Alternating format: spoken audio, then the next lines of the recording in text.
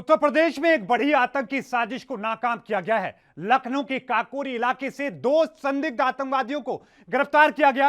आतंकवादियों के पास से भारी मात्रा में विस्फोटक सामग्री बरामद की गई है और इसके अलावा हथियार बरामद किए गए हैं। उत्तर प्रदेश के एडीजी प्रशांत कुमार ने लखनऊ से हुई संदिग्ध आतंकवादियों की गिरफ्तारी पर बड़ा खुलासा किया। उन्होंने कहा कि आज एटीएस ने बड़ी आतंकी साजिश को नाकाम किया है। उन्होंने बताया कि अलकायदा समर्थित अंसार गजवातुल हिंद से जुड़े दो आतंकवादियों को गिरफ्तार किया गया है। उत्तर प्रदेश एटीएस ने लखनऊ के काकोरी से मिनहाज और मड़ियाव से उसके साथ ही शमसुरुद्दीन नाम के दो आतंकवादियों को गिरफ्तार किया गया है। एडीजी ने कहा कि मसरुद्दीन के घर से प्रेशर कुकर बम बरामद किया गया है, जबकि एटीएस की दबिश में आरोपी मिनहाज के घर से भारी मात्रा में विस्फोटक पदार्थ और एक पिस्टल बरामद की गई है। घर से बरामद आईईडी को निष्क्रिय कराया जा रहा है। साथ में एडीजी ने कहा कि अलकायदा का इंडियन सब कॉन्टिनेंट मॉड्यूल 3 सितंबर 2014 में तत्कालीन अलकायदा चीफ अल जवाहिरी द्वारा अनाउंस किया गया था। उन्होंने बताया कि तब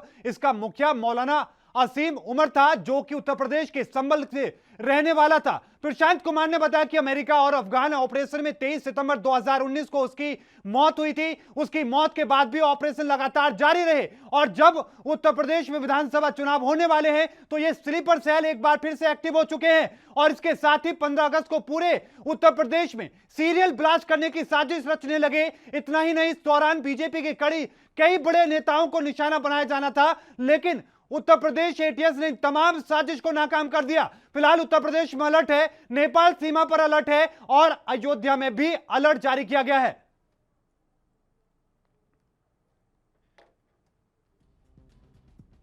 और एटीएस की हमारी टीम ने अल-कायदा समर्थित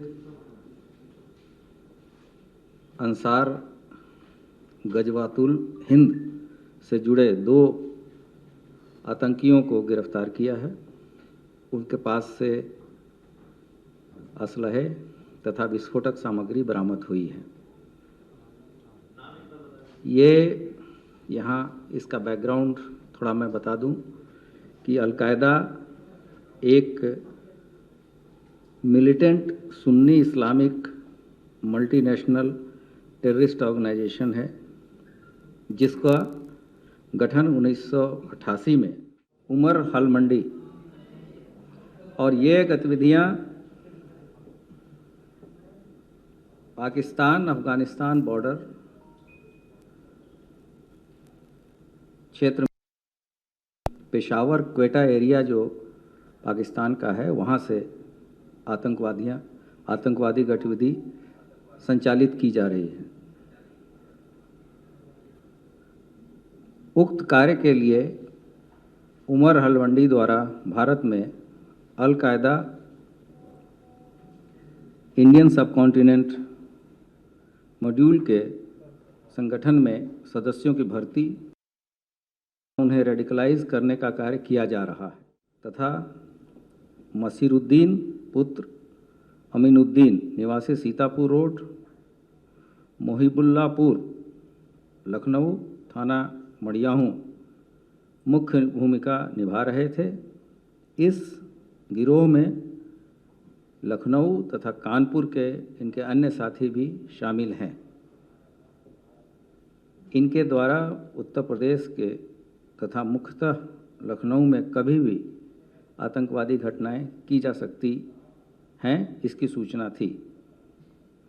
इस सूचना पे जो हमारी एटीएस की टीम को लगाया गया था और उन्हीं में से एक टीम ने आज आतंकी अभियुक्त मिनाज अहमद, जिसकी उम्र लगभग 30-32 वर्ष है, घर से बरामद आईडी को बीडीडीएस टीम के द्वारा निष्क्रिय कराया जा रहा है। दूसरी टीम के द्वारा अभियुक्त मसीरुद्दीन, उम्र लगभग 50 साल, मसीरुद्दीन उम्र लगभग 50 साल को उसके सीतापुर रोड निवास मड़ियाहू थाने से दबिश के दौरान गिरफ्तार किया गया है और इसके पास से भी भारी मात्रा में विस्फोटक सामग्री बरामद की गई है और इसके पास से एक कुकर भी बरामद हुआ है। उस पे हमारे एसटीएफ ने एटीएस ने इसको पूरी तरीके से डेवलप किया है और हमारी टीम ने इसमें सफलता पाई है। अभी तो 15 अगस्त जो चीज़ें इतनी जल्दी पूछताछ पे आई हैं, हो सकता है कि उसके पहले भी कोई घटना हो जाती। ऐसा जो आतंकवादी लोग रहते हैं वो मौके की तलाश में रहते हैं और जैसे ही जितनी हो सकता था कि 2-4 दिन में भी करते 15 अगस्त। एडीजी की बात आपने सुनी, समझा आपने कि किस तरीके से एक बड़ी साजिश नाकाम हुई है। उत्तर प्रदेश पुलिस के लिए, उत्तर प्रदेश एटीएस के लिए, देश के लिए यह बड़ी कामयाबी है। लेकिन इस पूरी घटना से जुड़ी, इस पूरी गिरफ्तारी से जुड़े मुख्य बिंदु क्या कुछ है, यह आपकी टीवी स्क्रीन पर आपको बता दें कि ग्राफिक्स के जरिए आप तक समझाने की कोशिश। अलकायदा के 2 संदिग्ध आतंकवादियों को गिरफ्तार किया गया है और इसके साथ ही आपको बता दें कि अंसार गजवातुल हिंद से जुड़े दोनों आतंकवादी हैं। यूपी एटीएस ने दोनों आतंकवादियों को गिरफ्तार किया है। आतंकवादियों के पास से विस्फोटक सामग्री बरामद हुई है, प्रेशर कुकर और टाइम बम बरामद हुए हैं। यह बड़ी और महत्वपूर्ण जानकारी है। उत्तर प्रदेश में सीरियल ब्लास्ट करने की साजिश थी। उत्तर प्रदेश में 15 अगस्त से पहले यह सीरियल ब्लास्ट करने की साजिश थी। उत्तर प्रदेश के बीजेपी के बड़े नेताओं को निशाने पर लेना था।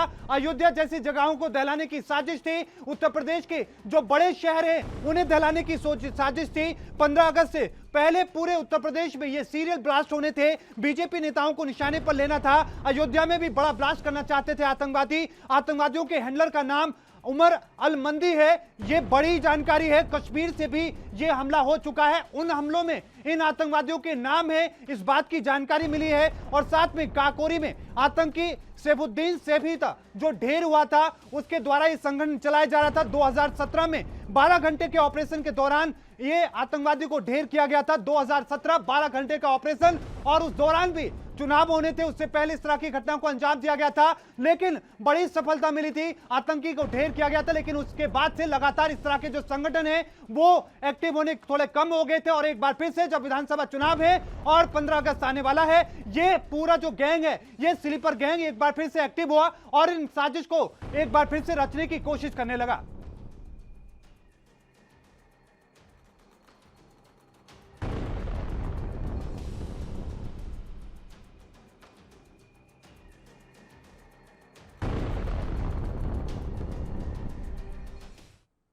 अब जो एडीजी ने जो जानकारी दी है, क्या कुछ उन्होंने मुख्य तौर पर जानकारी दी, उन बिंदुओं को हम समझने की कोशिश करते हैं, क्योंकि वो जानकारी बहुत महत्वपूर्ण है।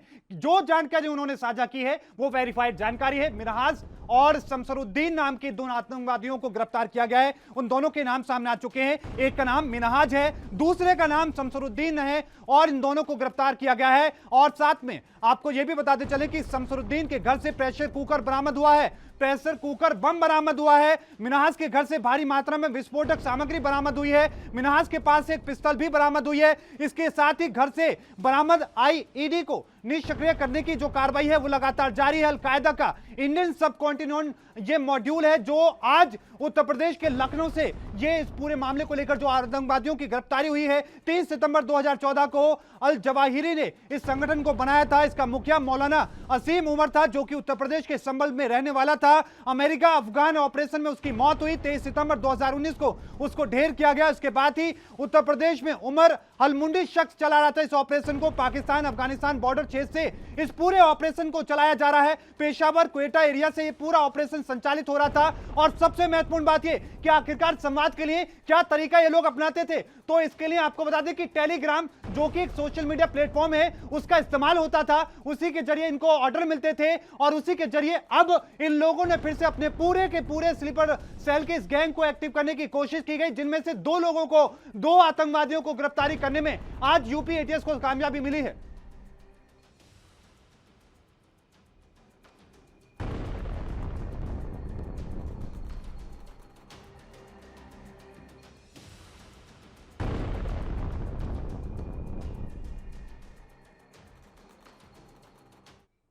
और इस पूरी साजिश को समझने की हम कोशिश करेंगे। हमारे साथ आज बहुत ही अनुभवी पैनल हमारे साथ जुड़ चुका है। ललन सिंह हमारे साथ जुड़ चुके हैं, बीएसएफ से पूर्व कमांडेंट है। आपका बहुत बहुत स्वागत है सर एएनपी न्यूज पर।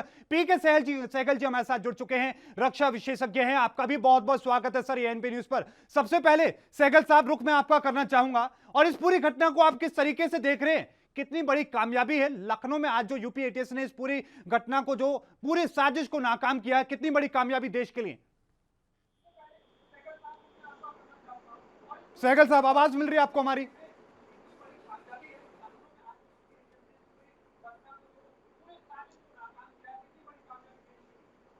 देखो, जहां तक एटीएस का ताल्लुक है, बहुत जबरदस्त कामयाबी है। क्या आप मेरी आवाज सुन रहे हैं? जी जी, आपकी आवाज सही आ रही है, आप अपनी बात पूरी करें। ये बहुत बड़ी कामयाबी है। ये साजिश जबरदस्त थी। इनकी कोशिश थी कि हिंदुस्तान के यूपी जो स्टेट है, पॉपुलेशन और साइज में यूरोपियन यूनियन के 27 कंट्री से बड़ा है। बिल्कुल, यूरोपियन यूनियन के 27 कंट्री से बड़ा है। इनकी कोशिश थी कि 15 अगस्त के आसपास बहुत बड़े पैमाने पर ऐसे हादसे किए जाए जिसमें बीजेपी का एक सांसद और अनेकों जो उनके बीजेपी के साथी हैं उनको हताहत किया जाए। यूपी बहुत सेंसिटिव स्टेट है। अगले 6-7 महीने में यहाँ इलेक्शन होने वाली है और इसका असर जो है 2024 के इलेक्शन पे भी पड़ सकता है। प्रधानमंत्री का दौरा सर वाराणसी में हाल ही में दौरा है कि हर प्रकार से मोदी सरकार की और योगी सरकार की जो इमेज है उसको बर्बाद किया जाए और ये उसी साजिश को साफ तौर पे नजर आता है। ये जो है अलकायदा के टेररिस्ट थे। इनके पास 2 प्रेशर कुकर बॉम्ब मिले, 8 केजी एक्सप्लोजिव मिला, पिस्टल मिला और इन्होंने कुछ एड्रेस दिए जहाँ पे पुलिस गई है इन्वेस्टिगेशन करने के लिए। वहाँ कुछ और भी मिलने वाला है।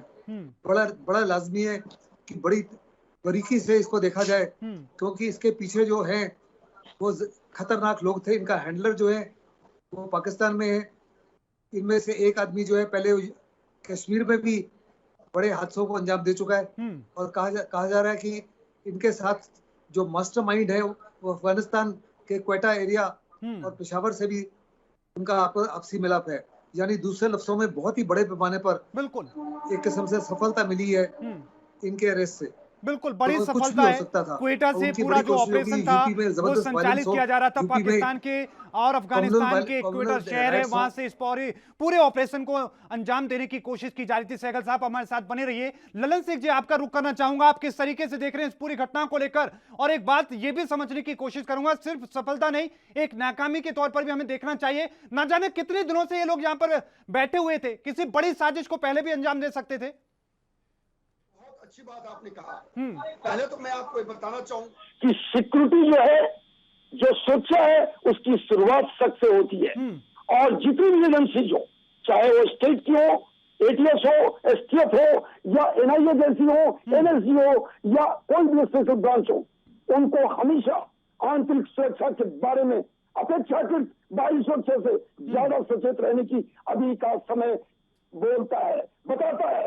पूरी दुनिया जो है आतंक से त्रस्त है। मैं आपको बताना चाहता हूं कि जब से एलओसी के ऊपर एकदम सीज फायर का उल्लंघन नहीं हो रहा, एलओसी के ऊपर हमारी जो फौज है वो पूरी सख्त है, तो आप देखेंगे कि घाटी के अंदर और भारत के विभिन्न क्षेत्रों में ये जो चाहे वो लश्कर हो, एसएम हो या सीआरएफ हो या आज के डेट में जो कोकरी लखनऊ के अंदर जो हालात पैदा हुए हैं उसमें अलकायदा, जो कि अगर माना जाए तो आईएस के द्वारा भी संचालित होता है। ये छोटा मोटा आतंकवादी संगठन नहीं है। मैं आपको बताना चाहता हूं कि अगर हम कामयाब भी हुए तो इसमें एक चीज और हमें स्टडी के तौर पर देखना पड़ेगा कि क्यों ये लोग लखनऊ के अंदर जो हमारी उत्तर प्रदेश की राजधानी है उस जगह पे हाईआउट बना लिए हैं। यहाँ पे वो अपने मौके को। ललन जी, मैं आपको बीच में रोक रहा हूं, एक छोटे से ब्रेक पर हमें जाना होगा। ललन जी, एक बार फिर से मैं रुख आप ही का करूंगा, लेकिन उससे पहले बहुत छोटे से ब्रेक पर हम जा रहे हैं, जल्द हाजिर होते हैं।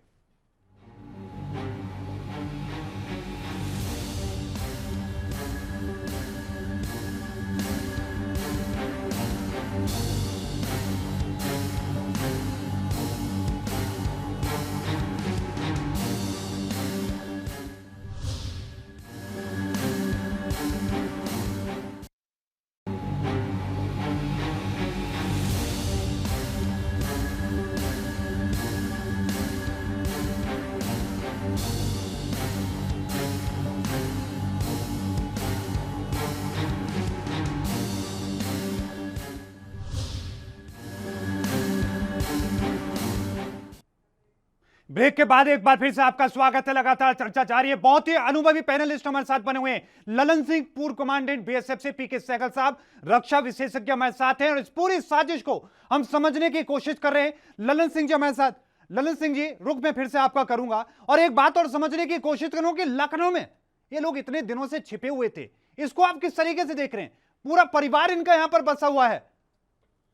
ये ऐसे ही होता है। जो हाईलाइट होती हैं वो उस जगह पे होती हैं जहां हमारी एजेंसीज को भी महसूस ना हो कि यहाँ पे इस तरह का कोई नापाक इरादे वाले लोग बैठे हैं। मैं आपको ये भी बताना चाहता हूँ कि ये वही जगह है सीतापुर का, जो 2017 में सफीकुल्ला जैसे आतंकी को यहाँ पे इनकाउंटर करके मारा गया था। मैं आपको यकीनन बता सकता हूँ कि अभी जो भारत की आंतरिक सुरक्षा है उसमें कई तरह की हालात हमारे सामने है। आपने देखा एक बिहार के अंदर दरभंगा रेलवे जंक्शन के ऊपर जो केमिकल रिएक्शन के द्वारा एक बहुत बड़ा हादसा होने वाला था, लेकिन वो भगवान की कृपा है या सिक्योरिटी की चौकसी समझिए, वहां पे एक बचाव हो गया। जब वो पता चला तो पता चला कि उत्तर प्रदेश के शामली, हैदराबाद और बिहार के सीमावर्ती, जिसको मिथिलांचल और सीमांचल बोलते हैं, वहां पे उनका हाइड आउट है। मैं ये भी बताना चाहता हूँ कि उन्होंने दरभंगा आने वाली सिकंदराबाद से ट्रेन को क्यों इस्तेमाल किया,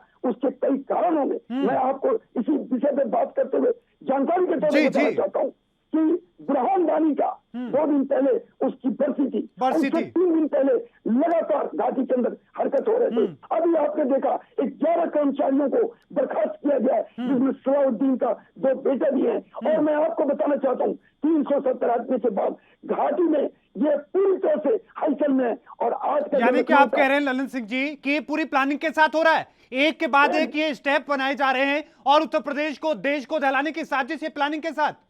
एकदम।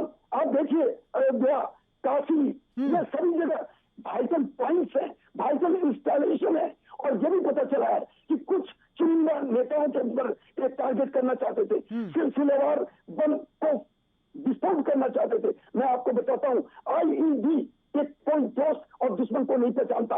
दबाव खिंचाओ, किसी भी तरह का कोई एक्शन हुआ तो ये फटना है। और ये उस जगह को इस्तेमाल करते जहां ज्यादा भीड़ हो, जहां पे लोगों को इकट्ठा होना हो। और 15 अगस्त से पहले इनकी एक बहुत बड़ी प्लानिंग थी। और मैं आपको पंचायत इलेक्शन, ब्लॉक की इलेक्शन और बिहार में भी पंचायत इलेक्शन, और मैं एक चीज बताता हूँ, फिर से दोबारा कहना चाहता हूँ कि हमारी उत्तर प्रदेश की जो स्पेशल विंग है उन्होंने बताया है कि सीमावर्ती नेपाल का जो इलाका है उसमें मोर देन 1100 जो मदरसे हैं वो एस्टेब्लिश हो चुके हैं। एक एक गांव में 3-3 मदरसे लगातार काम कर रहे हैं। उनकी सोच, प्लानिंग, लेकिन ठीक है हम चौकस है, आज चौकस है और यही वजह है कि आज इतनी बड़ी सफलता मिली है और इसको लेकर भी पूछताछ जारी है। दिल्ली पुलिस की स्पेशल सेल भी वहां पहुंच चुकी है, वो भी इन आतंकवादियों से पूछताछ करे कि दिल्ली में क्या इस तरह का कोई जो स्लीपर सेल है वो क्या वो वहां पर भी किसी तरह की साजिश को अंजाम देने की कोशिश में। सहगल साहब भी हमारे साथ हैं, उनका भी रुख करता हूं।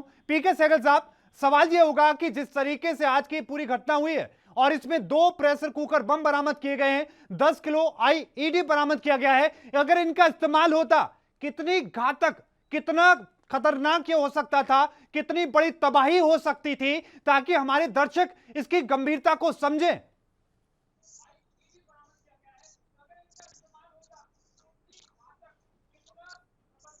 जी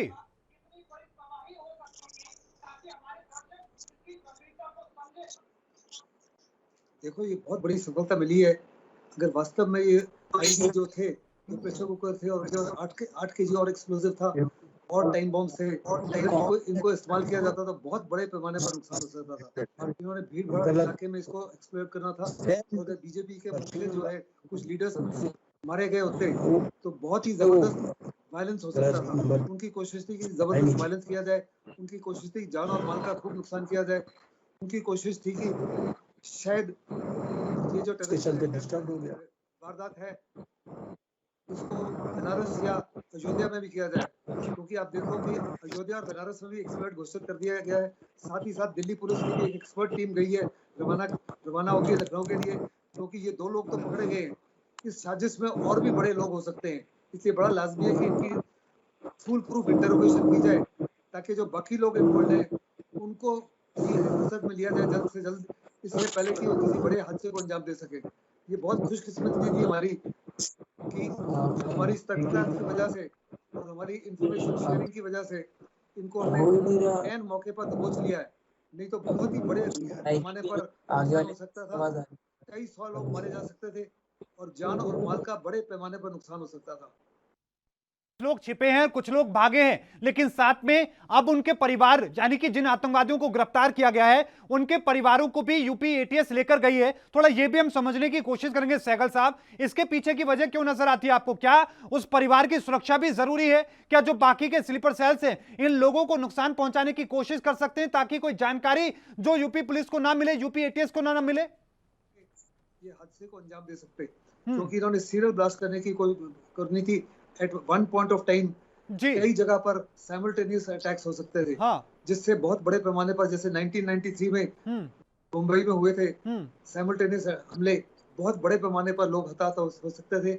और यकीनन मोदी सरकार की और योगी सरकार की छवि गिरनी थी और इसका असर 2022 की इलेक्शन और 2024 की इलेक्शन पर भी पड़ सकता था। हमको हर प्रकार से सतर्क रहना पड़ेगा। आज के माहौल में पाकिस्तान जो है हर कोशिश करेगा, चाइना हर कोशिश करेगा कि किसी ना किसी तरीके से यूपी में मोदी सरकार को हराया जाए और मोदी सरकार की छवि को गिराया जाए। पहले तो उनकी छवि काफी खराब हुई पेंडेमिक की मिसहैंडलिंग की वजह से, और अगर ये अभी हादसे हो जाते तो इसका परिणाम क्या होता ये तो समय ही बताता। लेकिन वास्तव में मैं कहूंगा कि हम बहुत खुशकिस्मत रहे हैं और एटीएस जो यूपी का है बहुत ही स्मार्टली और सही तरीके से उन्होंने स्थिति को जांचा और एन मौके पर उनको दबोच लिया। लेकिन सहगल साहब एक बात और हम समझने की कोशिश करें, 15 अगस्त, क्योंकि एक बड़ी तारीख 15 अगस्त, चुनाव तो है ही सामने, लेकिन 15 अगस्त से पहले ये साजिश को अपनी को पूरी लगातार अपना रहे थे कि साजिश को बहुत मजबूती के साथ के इंप्लीमेंट करने की कोशिश कर रहे थे। 15 अगस्त पर इससे पहले इस तरह की अगर घटना होती तो क्या ये सीधे तौर पर पूरे देश को, हमारे देश के सुरक्षा कर्मियों को चैलेंज करना था? कोशिश है कि पाकिस्तान को हर प्रकार से मदद करे हिंदुस्तान के अंदर आतंकवाद को और फैलाने के लिए जी हिंदुस्तान के अंदर जितना नुकसान कर सके जान का और माल का, क्योंकि गलवान में जिस माफी चाइना हमसे पिटा है, चाइना की इमेज इंटरनेशनली डाउन हो गई है, उसकी आर्मी की इमेज डाउन हो चुकी है और वास्तव में वो जानता है कि हिंदुस्तान की सेना के सामने आज टिक नहीं पा रहा। इसलिए पूरी उसकी कोशिश है कि दूसरे तरीके अपनाए जिसके माध्यम से वो हिंदुस्तान को बर्बाद करे और हिंदुस्तान की छवि को कमजोर करे, खास करके योगी और मोदी की छवि को। यानी कि सीधे तौर पर प्रधानमंत्री नरेंद्र मोदी और मुख्यमंत्री योगी आदित्यनाथ को निशाने पर, और साथ में जो बड़े नेताओं के नाम बीजेपी के आ रहे हैं उनको जो निशाने पर लिया जा रहा था, उसके पीछे सोची समझी साजिश है ताकि सरकार को नुकसान हो और इस तरह की जो स्थिति है पूरी दुनिया में इसको लेकर बदनामी उनको मिले। इन तमाम चीजों को लेकर हम लगातार चर्चा हमारे साथ कर रहे हैं और मैं एक बार फिर से ललन सिंह जी आपका रुख करना चाहूंगा और समझने की कोशिश यह करूंगा कि जिस तरह की स्थिति आज हमने देखी, 15 अगस्त से पहले बड़े धमाकों की साजिश थी और अगर ऐसा होता तो क्या पूरे देश को चैलेंज करने वाली बात थी?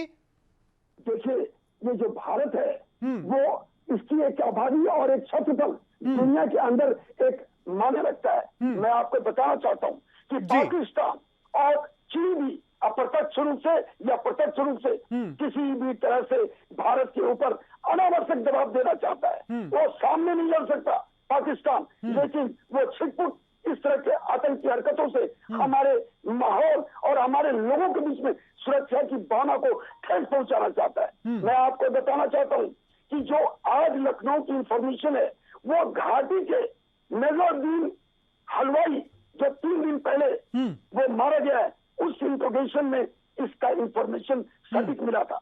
और कल भी आरिफ आजम करके जो कि लश्कर का एक जिला कमांडर था, उससे भी कुछ इंफॉर्मेशन हमें फीडबैक हमारे एजेंसी को हुआ मिला है। और यही एक कारण है जब इंट्रोगेशन करते हैं तो बेहतर ढंग से इंफॉर्मेशन हमें मिलता है। और एक बात, नीड टू नो बेसिस पे हमारी एक ज्वाइंट इंटेलिजेंस कमेटी दिल्ली में बैठी हुई है जिसने ये सटीक इंफॉर्मेशन दिया और हमारी उत्तर प्रदेश एटीएस ने बेहतर ढंग से इस इलाके को कॉर्डन और ऑपरेशन को स्टेप बाय स्टेप आगे बढ़ाया। लेकिन एक बात अभी हमको समझना होगा, हमारी जो देश की आंतरिक सुरक्षा है वो इसलिए भी चौकस ज्यादा होना पड़ेगा क्योंकि कई तरह से हमारे देश में अव्यवस्था के लिए लोग लगे हुए हैं और इस उसमें एक सबसे बड़ी बात जागरूकता की जरूरत है। अगर हम प्रशासन के साथ होंगे, हम अपनी एजेंसीज को हेल्प करेंगे, तभी इस हालात के ऊपर हम बेहतर ढंग से हमारी एजेंसी काबू कर सकेगी। और जैसे मीडिया, आप लोग की गंभीर बिल्कुल। सोच और जागरूकता इसमें सबसे बड़ा फायदेमंद है।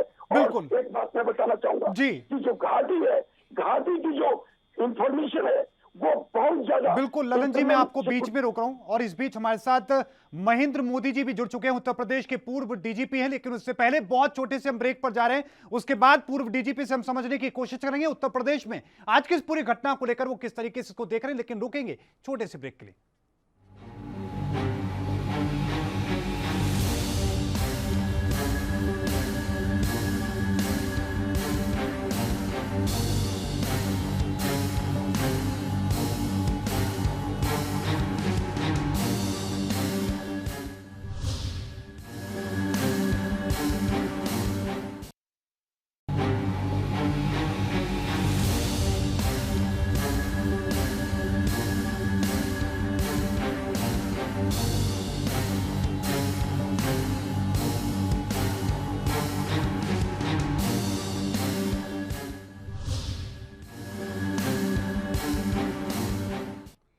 ब्रेक के बाद एक बार फिर से आपका स्वागत है। उत्तर प्रदेश को दहलाने की साजिश नाकाम हो चुकी है और इन तमाम चीजों को लेकर हम अभी लगातार चर्चा कर रहे हैं। तीनों मेहमान हमारे साथ बने हुए हैं। महेंद्र मोदी जी हमारे साथ हैं, उत्तर प्रदेश के पूर्व डीजी। आपका बहुत बहुत स्वागत है एएनबी न्यूज पर। आपको एक बात समझने की हम कोशिश करना चाहेंगे सर, कि उत्तर प्रदेश में आज जो लखनऊ में घटना हुई है इसको आप किस तरीके से देख रहे हैं और साथ में कितना चुनौतीपूर्ण होता है यूपी एटीएस के लिए आज इस तरह की जो घटना को जो रोका गया है, क्योंकि रिहायशी इलाका था वो।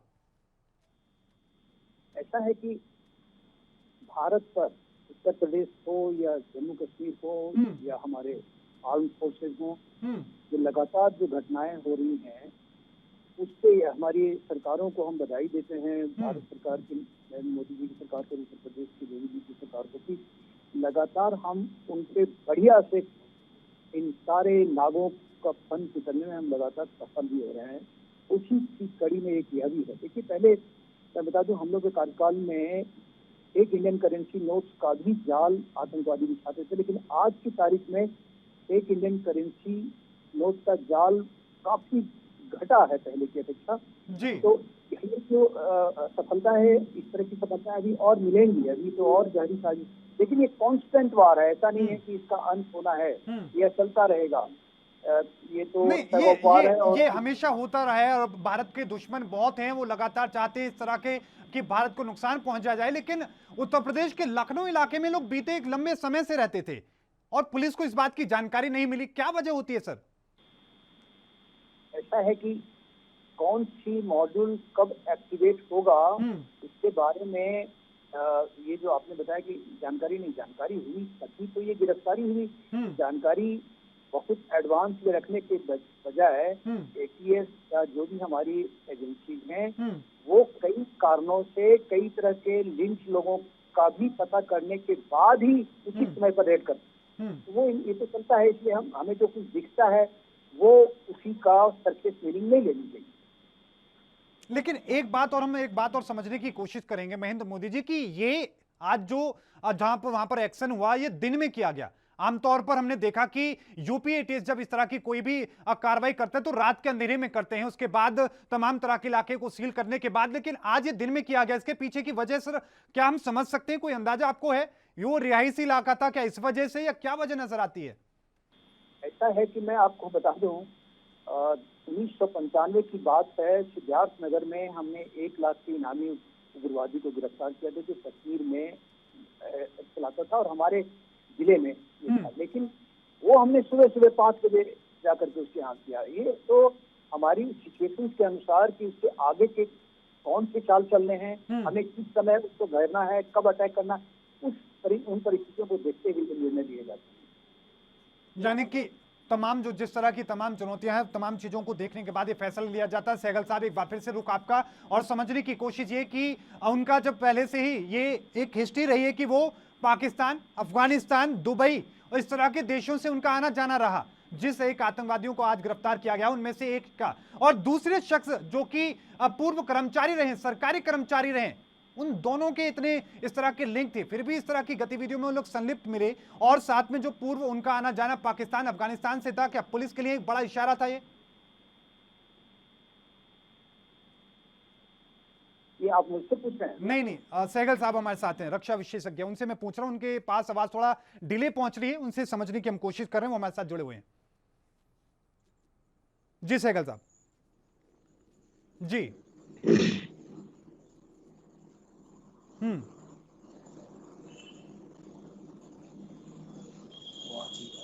जी सहगल साहब, आपकी आवाज हम तक सही तरीके तक नहीं पहुंच पा रही है। सहगल साहब, फिर से कोशिश करेंगे हम आपसे संवाद करने की, आपकी आवाज हम तक सही तरीके तक नहीं पहुंच पा रही है। ललन सिंह जी हमारे साथ हैं। ललन सिंह जी, मैं आपका फिर से रुख करना चाहूंगा, और सवाल यही होगा, जिस शख्स का पाकिस्तान अफगानिस्तान दुबई से लिंक था, लगातार उनका आना जाना वहां पर था, क्या ये एक बड़ी इंफॉर्मेशन थी हमारे सुरक्षा कर्मियों के लिए, और ये बहुत इसी के आधार पर लगातार आगे क्या कार्रवाई की गई होगी? और दूसरा, एक सरकारी कर्मचारी भी इसमें शामिल बताया जा रहा है, पूर्व कर्मचारी रहा है। देखिए, इसीलिए जो वेरिफिकेशन होती है तो केवल सर्विस शुरू होते वक्त नहीं होना चाहिए। लगातार जो हमारी स्टेशन ब्रांच राज्य की होती है और जो थाने में उनके लोग अटैच होते हैं, उनका काम है कि अपने क्षेत्र में, और खास करके अगर इस तरह का पुराने वारदात हो चुके हैं उस इलाके में, तो उनको बहुत सतर्क और सचेत होना चाहिए। इंफॉर्मेशन एक दिन का काम नहीं है, नीड टू नो बेसिस पे हर दिन इसके ऊपर लगातार उसके पीछे फॉलो अप करना चाहिए, और यही कमी जो है समस्या का जड़ है। मैं आपको और बताना चाहता हूँ, आज ही आपने देखा 3 सस्पेक्टेड एसटीएफ वेस्ट बंगाल के द्वारा कोलकाता में पकड़े गए हैं। मैं ये भी बताना चाहता हूँ कि अगर इस तरह की माहौल और हरकतें हो रही हैं, जिसका मतलब है कि ये वो लोग हैं जो लगातार लोकल लोगों के साथ मिल चुके हैं, और इसको जानकारी अगर नहीं दिया जाता तो ये कोई बड़े हादसे करने के लिए ये एक तरह से इनको मौका मिलेगा। मैं आपको बोलना चाहूंगा कि केवल सेंट्रल एजेंसी नहीं, जो स्टेट की जो एजेंसी है, वो जीआईसी ज्वाइंट इंटेलिजेंस कमेटी के इंफॉर्मेशन पे लगातार तालमेल करके, और उस हाईआउट और उस इलाके में जो सस्पेक्टेड लोग हैं उनके ऊपर लगातार नजर रखना चाहिए। नहीं तो लखनऊ जो कि राजधानी है, और वो भी भारत का माना हुआ स्टेट आबादी और क्षेत्रफल के हिसाब से, तो मैं ये बोलना चाहूंगा कि आबादी हमारी ज्यादा है, इसमें आदमी को चिन्हित करना इतना आसान भी नहीं है, मुश्किल होता है बिल्कुल, जो कि सिक्योरिटी फोर्सेज होता है, जो स्पेशल ब्रांच। फिर हमारे देश की राजनीति भी ऐसी है, अगर पुलिस शक के आधार पर या हमारे सुरक्षा कर्मी उस पर करें तो एक राजनीति शुरू हो जाती है, राजनीति ये शुरू हो जाती है धर्म के आधार पर। बस मैं आपकी इस बात को एकदम सपोर्ट कर रहा हूँ कि जो बयानबाजी है वो धार्मिक शुरू हो जाती है। आतंकवाद का कोई धर्म नहीं होता, कोई जाति नहीं होती। मेरा कहना है, भारत आज के डेट में बहुत मजबूत देश है, लेकिन आंतरिक सुरक्षा अपेक्षाकृत बाहरी सुरक्षा से ज्यादा महत्व रखता है, और इसके लिए जरूरी है कि कोई भी बयान देने वक्त किसी भी दल को सोचना चाहिए। इजराइल को देखिए वो कैसे एक्शन लेता है, और तब तक उसको नहीं छोड़ता जब तक वो मत बोले कि साहब मुझे छोड़ दो। मैं ये कहना चाहता हूँ कि आज घाटी ही नहीं, हिंदुस्तान का हर क्षेत्र, हर कोना आंतरिक सुरक्षा से त्रस्त है, और जरूरी है कि वो वाइटल पॉइंट, वाइटल इंस्टॉलेशन बिल्कुल सचेत रहा जाए। बिल्कुल, सहगल साहब हमारे साथ जुड़ चुके हैं। सहगल साहब का फिर से मैं रुख करना चाहूंगा, और सहगल साहब समझने की कोशिश में ये करना चाहूंगा कि ये स्लीपर सेल से आखिरकार किस तरीके से काम करते हैं, और ये अलकायदा जो है ये कितना खतरनाक संगठन है, लोग समझे इस बात को। और ये स्लीपर सेल जब एक्शन में आते हैं, किस तरीके की इनको कमांड मिलती है, इसको तमाम चीजों को आप किस तरीके से समझाएंगे?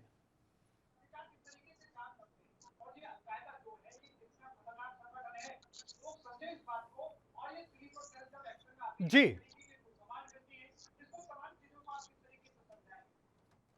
देखो, हिंदुस्तान में अनेकों प्रकार के टेररिस्ट ग्रुप्स हैं, सिमी है, पीपल्स वॉर ग्रुप है, फिर कश्मीरी मिलिटेंट्स हैं, पंजाब खालिस्तानी मिलिटेंट्स हैं, ये सारे के सारे जो मिलजुल कर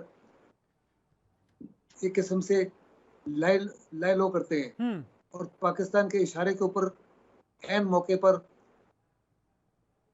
जब किसी हादसे को अंजाम देना होता है तब इनको एक्टिवेट किया जाता है। इनको जो पेमेंट्स है, इनका फंडिंग जो है इनके जो वेपन सप्लाई है सबके सब पाकिस्तान के माध्यम से हो रहे हैं।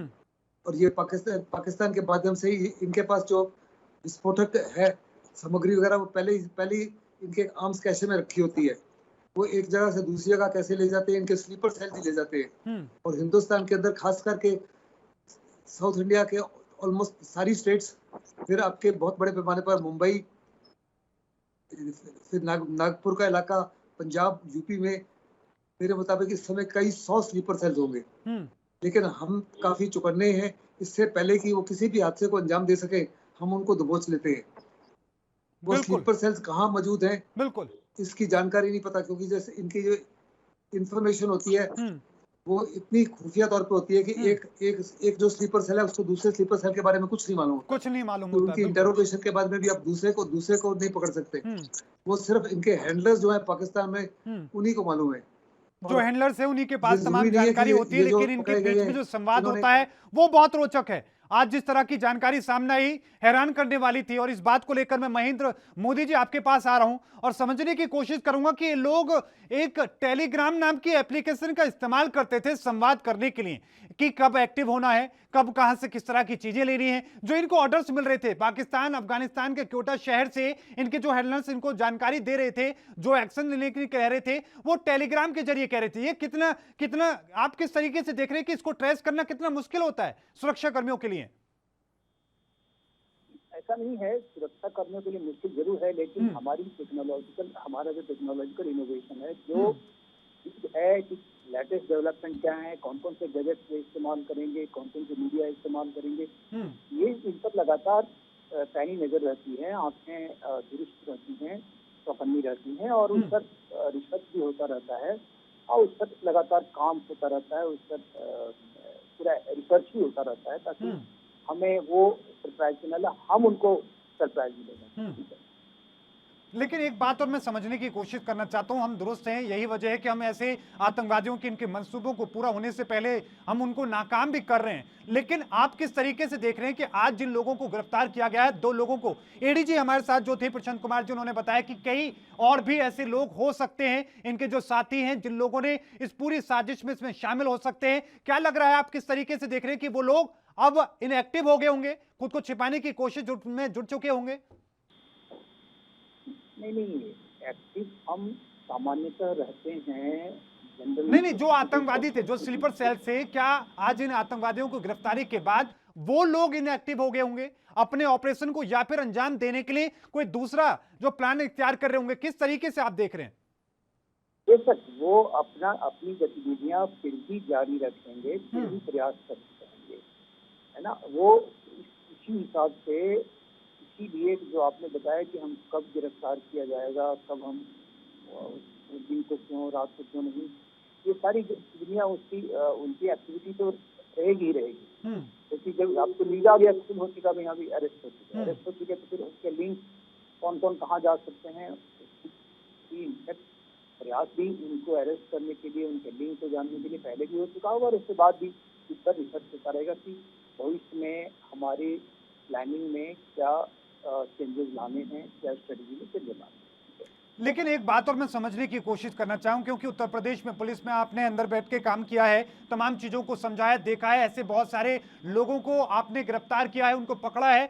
दिल्ली पुलिस के काम करने का तरीका, मुंबई पुलिस के काम करने का तरीका इस तरह के मामलों को लेकर कुछ अलग नजर आता है। अब जिस तरीके से इन दोनों आतंकवादियों को गिरफ्तार किया है, दिल्ली पुलिस की स्पेशल सेल लखनऊ पहुंच रही है इन लोगों से बातचीत करने के लिए, पूछताछ करने के लिए, इसको किस तरीके से आप देख रहे हैं? जब भी आतंकवादी गतिविधियां होती हैं या कहीं भी अरेस्ट होते हैं हिंदुस्तान में, तो मैं आपको बता दूं 1990 की घटना थी, कानपुर में 6 आतंकवादी पकड़े गए थे। तो इनमें आईबी की भी आती हैं, दिल्ली की भी आती हैं, अन्य एजेंसी भी आती हैं, और यहाँ की भी दूसरे प्रांतों में जाती हैं, ताकि डिटेल इन्वेस्टिगेशन की हाव 1-to-1 फेस-टू-फेस डिटेल हमें पता चल जाए। ये तो पहले से भी होता रहा है।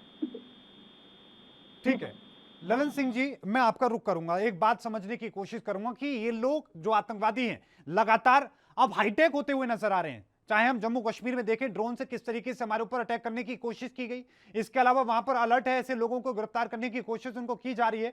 और इसके साथ ही लगातार वो लोग ड्रोन के जरिए ही ना जाने क्या क्या, कभी हथियार की सप्लाई करते हुए नजर आते थे, कभी ड्रग्स की सप्लाई करते नजर आते थे। और आज जिस तरह की जो आज गिरफ्तारियां हुई हैं अलकायदा का नाम, क्योंकि हाईटेक तौर पर अटैक करने का जो बताते हैं कि इस तरह के लगातार वो हमले करते रहा है। अब मानव बम के जरिए वो लोग मानव बम के रूप में हमला करने की फिराक में थे, किस तरीके से देख रहे हैं आप? देखिए, जो आतंकवादी होते हैं हमेशा कंटिजेंसी प्लान अपना तैयार रखते हैं। हाँ। अगर ए में हम सक्सेस नहीं होते तो बी से करेंगे, नहीं तो सी से करेंगे। तो मैं आपको यकीनन बता सकता हूँ, मेरा अपना एक्सपीरियंस है 90 के दशक में कि एक अलग अल बदर का डिप्टी चीफ, मैं पूरे सर्चिंग निकलने के बाद उस कमरे में गया तो पता चला इंफॉर्मेशन में कि वो किचन के वो बॉक्स के अंदर छुपा हुआ है। और वही हुआ, उसके ऊपर ग्रेनेड फेंक कर और उसके बाद उसका खात्मा किया। कहने का मतलब वो कंटिजेंसी प्लान जैसे हम प्लानिंग करते हैं, हमसे ज्यादा वो लगातार सोचते हैं। तो इसके लिए जरूरी है कि हमारी जो प्लानिंग है वो केवल एक तरीके से नहीं होनी चाहिए, वो कई तरीके से होनी चाहिए। वो कोई भी स्कोप उनको नहीं होना चाहिए जो अपने आप अपने कामों को अंजाम दे सके। मैं एक चीज बताता हूँ, आज सुबह कंधार के अंदर अफगान फौज ने एक एयर अटैक किया जिसमें 27 तालिबानी मारे गए। हाँ। आप देखिए, जो तालिबानी है वो ऐसी बातें चल रही है जो पाकिस्तान के सपोर्ट में एलओसी के ऊपर आके भारत के अंदर आतंकी हरकतें कर सकते हैं। तो इन सभी चीजों को हमें मद्देनजर, हमें एक चीज नहीं, हमें ये देखना है कि एलओसी पे मामला एकदम टाइट है, लेकिन जो हमारे स्लीपर सेल, जो हमारे लोकल, जिनको पैसे के द्वारा जाति के नाम पर उसको मोटिवेट करके और उसको अपना बना के और पेशावर और क्वेटा जैसे जगहों से उनके हैंडलर हमारे लिए एक नापाक हरकत कराने को प्लान करते हैं, बिल्कुल। उनके लिए जरूरी है कि हम उनको मददगारों को पूरी तौर पे उनको बर्बाद करें। बिल्कुल। और मददगार अगर बर्बाद हो गए तो मर्द बिल्कुल ये मददगार आखिरकार कौन है, मैं ये भी समझने की कोशिश करूंगा ललन सिंह जी। इस बीच हमें एक छोटे से ब्रेक पर हम जा रहे हैं, जल्द वापस लौटते हैं।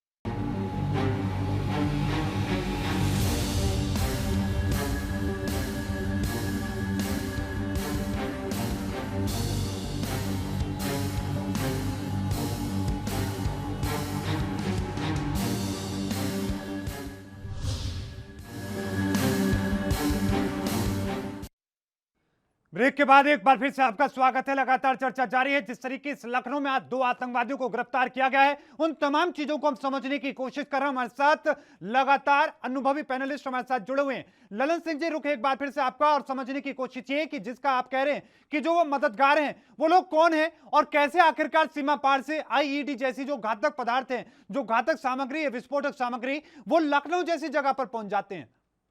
इसमें बहुत साफ है, जरूरी नहीं है कि सीमा पार से ही हमारे को एक्सप्लोजिव और आईईडी का आइटम्स मिले। बहुत सी ऐसी जो हमारी एस्टेब्लिशमेंट होती है जहां पे इन चीजों का जरूरत होता है और उसको ये देखना है कि वो किसी गलत आदमी के हाथ में तो नहीं जा रहा।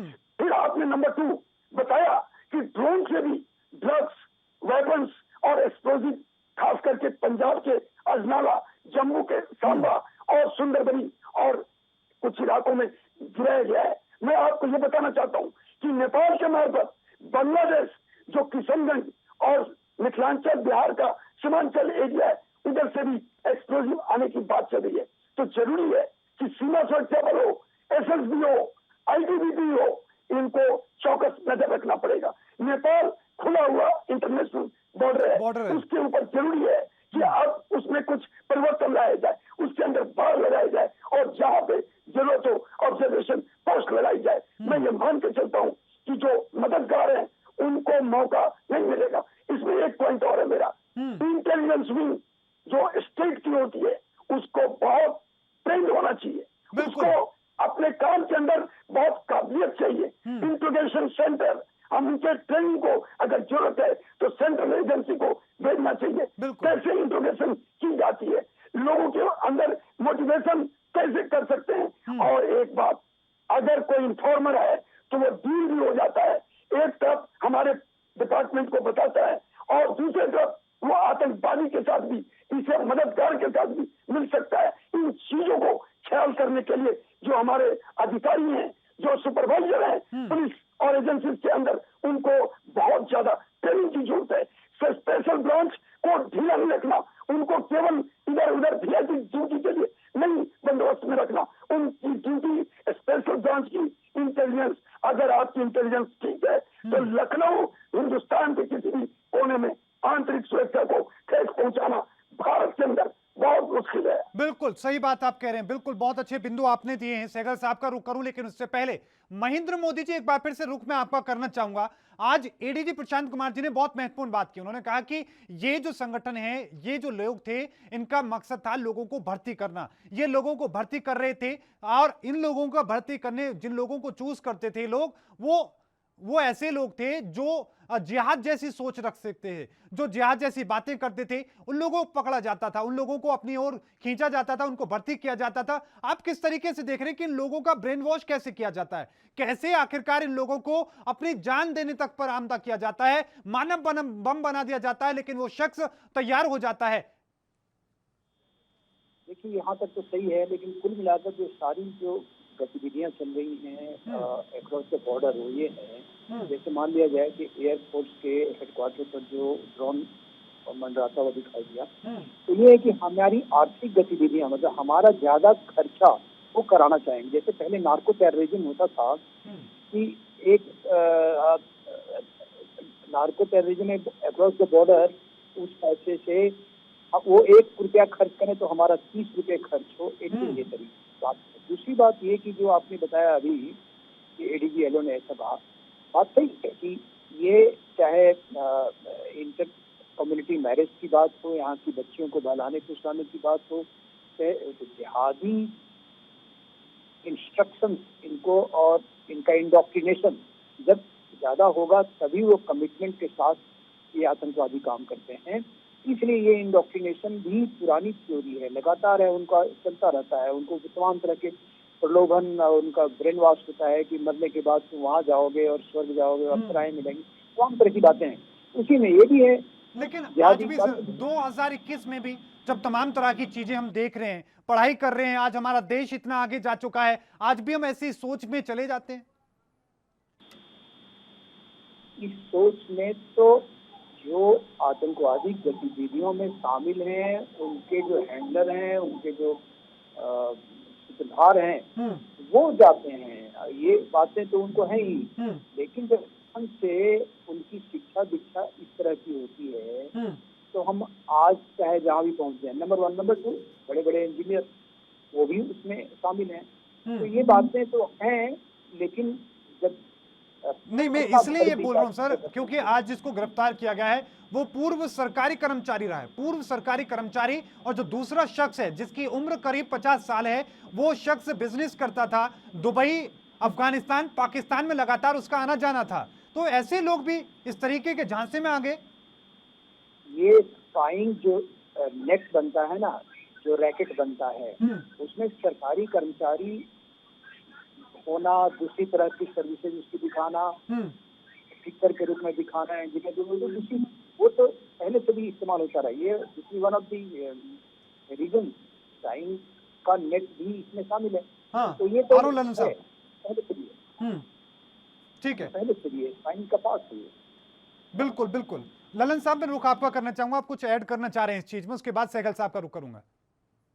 यही कहना चाहूंगा कि वो लोग मोटिवेट होते हैं जो आर्थिक रूप से अपने आप को कमजोर होना चाहते हैं। नंबर 2, जिनको जातिगत उनके अंदर में एक ऐसा जहर भर दिया जाता है कि वो सोचते हैं कि यही हमारा सबसे बड़ा दुनिया का खास लक्ष्य है। और तीसरी बात मैं आपको बताऊं, काइंड ऑफ फियर भी क्रिएट किया जाता है। और अगर मोसाद और केजीबी जैसे हमें अपने, हालांकि हमारा रॉ मिलिट्री इंटेलिजेंस हर फोर्सेस की एजेंसी जो है बहुत तगड़ी है, लेकिन अगर हमारी इंटेलिजेंस एजेंसी तगड़ी हो जाती है तो इनको मोटिवेट नहीं होने देंगे। बिल्कुल और बिल्कुल सिविक बिल्कुल सही कह रहे हैं सर आप। मैं आपको बीच में रोक रहा हूं, अंतिम कमेंट के रूप में मैं आगे बढ़ूंगा, सहगल साहब का रुख कर लेता हूं। सहगल साहब, आखिरी कमेंट के रूप में भी और साथ में यह भी कि एयर स्ट्राइक जैसे बड़े कदम भारत उठा रहा है, अब भी ऐसे आतंकवादियों के मंसूबे नापाक जो मंसूबे हैं वो खत्म होने के बजाय बढ़ते नजर आ रहे हैं। आखिरी कमेंट के रूप में सर।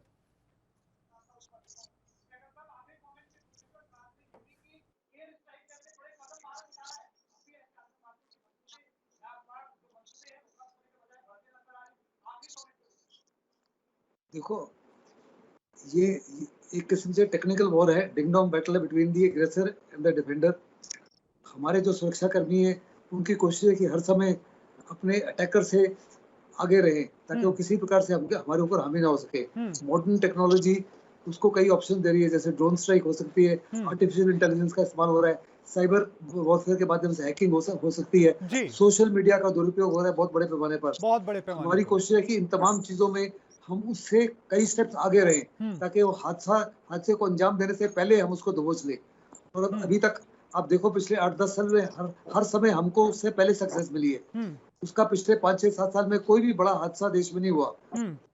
इसका यही वजह है क्योंकि हमने भी टेक्नोलॉजी का इस्तेमाल किया, हम भी तमाम चीजों का इस्तेमाल कर रहे हैं। इंटेलिजेंस गैदरिंग, इंटेलिजेंस शेयरिंग जो है बहुत इंप्रूव हो गई है, आपसी भरोसा, आपसी तालमेल बहुत इंप्रूव हो गया है। और आप जहां जहां देखो कहीं भी उसको पिछले 8-10 साल में बड़े पैमाने पर सक्सेस नहीं मिली जो पहले मिलती थी। बिल्कुल किसी भी देश में या किसी भी प्रोविंस में आप देखो, किसी भी स्टेट में आज कर्फ्यू वगैरह लगने तकरीबन बंद हो चुके हैं, जो तकरीबन आए दिन लगते थे पिछली सरकार के समय। तो ये साफ तौर पर दर्शाता है कि हमारी जो we are staying several steps ahead of the. ठीक है सर, बिल्कुल ठीक है। महेंद्र मोदी जी, आखिरी कमेंट एक लाइन में सर, देश के दुश्मनों को क्या संदेश, एक लाइन में। उनको कंप्लीट करना चाहिए जी, उनकी आवाज हम तक नहीं पहुंच पाएगी। देश के दुश्मनों को संदेश यही है कि हम हर तरह से हर वार में तैयार हैं, हम तुमसे आगे रहेंगे जी। हमें बार बार किलिंग करोगे लेकिन हम इसका जवाब बढ़िया से देंगे, जवाब देंगे। बहुत धन्यवाद आप तीनों मेहमानों का। ललन सिंह जी, मुझे माफ कीजिएगा आखिरी कमेंट नहीं ले पाया, लेकिन आप तीनों का बहुत बहुत धन्यवाद। आपने अपने अनुभव से तमाम चीजों को लेकर हमें समझाया। आपने बताया कि किस तरीके से आतंकवादी काम करते हैं, किस तरीके से देश को दहलाने की कोशिश कर रहे थे, लेकिन हमारे सुरक्षा बलों ने, उत्तर प्रदेश एटीएस ने इन तमाम साजिशों को नाकाम कर दिया। उनसे पूछताछ में और भी कई बड़े खुलासे हो सकते हैं। लगातार खबरों के लिए देखते रहे एएनबी न्यूज। मुझे दीजिए इजाजत, धन्यवाद।